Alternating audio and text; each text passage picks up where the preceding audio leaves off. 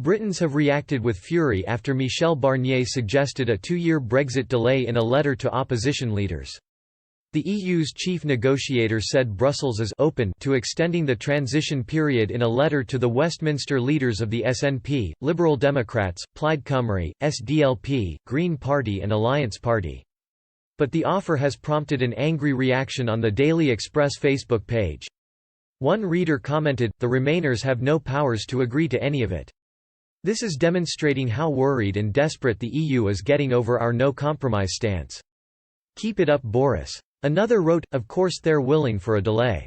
They don't want us to leave because the realization is now beginning to sink in. The EU will be dead and buried within 5 years without our money and they know that." A third said, "Angry though I am, it does prove how desperate the EU is about being able to find the funds for their next year's budget. For God's sake, Boris, get us out, no delays." Another commented, "We've left. We're only in transition whilst a FTA is negotiated. No FTA, then we default into WTO terms. I wish people would remember this." One more added, "The EU's last throw of the dice, panic has set in, reality is approaching."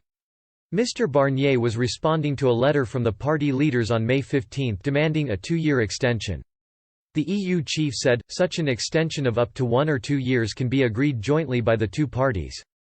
The European Union has always said that we remain open on this matter.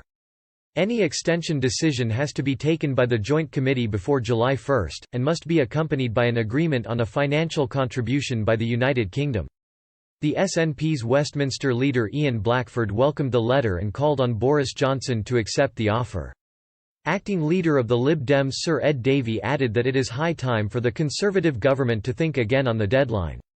But the UK's chief negotiator David Frost told MPs the government would not push back the transition period. Mr. Frost told the Commons Committee on the Future Relationship with the European Union on Wednesday, "That is the firm policy of the government, that we will not extend the transition period and if asked we would not agree to it."